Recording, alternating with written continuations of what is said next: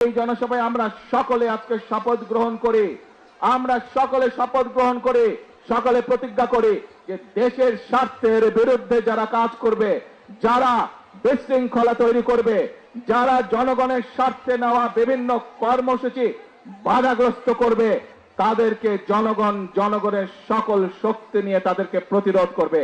আছি নাকি আমরা দেশের শান্তি রক্ষায়? আসুন, যে কোনো মূল্যে আমাদেরকে দেশের শান্তি রক্ষা করতে হবে। আমরা দেখছি এই সংকটের সুযোগ নিয়ে কিছু সংখ্যক ব্যক্তি রাস্তায় রাজপথে বিশৃঙ্খলা তৈরির চেষ্টা করছে। রাজপথে যদি বিশৃঙ্খলা তৈরি হয়, সবচেয়ে বেশি ক্ষতিগ্রস্ত হয় সাধারণ জনগণ। তাদের ব্যবসা বাণিজ্যের ক্ষতিগ্রস্ত হয়, তাদের চাকরি বাকরি ক্ষতিগ্রস্ত হয়, তাদের জীবনযাত্রা ক্ষতিগ্রস্ত হয়, কিন্তু উপকৃত হয় সেই সকল বিশৃঙ্খলাকারী। প্রিয় ভাই বোনেরা, প্রথমেই আমি আপনাদের সামনে বলেছি, আমাদের লক্ষ্য হচ্ছে আগামীতে একটি ওয়েলফেয়ার স্টেট গঠন করা, একটি কল্যাণমুখী রাষ্ট্র গঠন করা, এবং সে কারণে আমরা কি কি পদক্ষেপ গ্রহণ করছি আপনাদের সামনে আমি তুলে ধরেছি। এখানে আপনারা হাজার হাজার মানুষ সমর্থন দিয়ে বলেছেন যে এই পরিকল্পনাগুলো যদি বাস্তবায়িত হয় তাহলে বাংলাদেশের মানুষ উপকৃত হবে, তাই তো নাকি?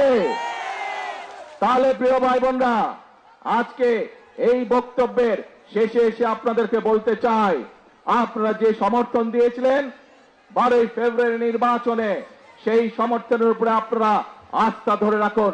ইনশাআল্লাহ আপনাদের নির্বাচিত দল বাংলাদেশ জাতীয়তাবাদী দল ইনশাআল্লাহ জনগণের জন্য অতীতেও কাজ করেছে, বর্তমানেও কাজ করবে, এবং দেশ এবং জনগণের স্বার্থের বাইরে কোনো কাজ করবে না।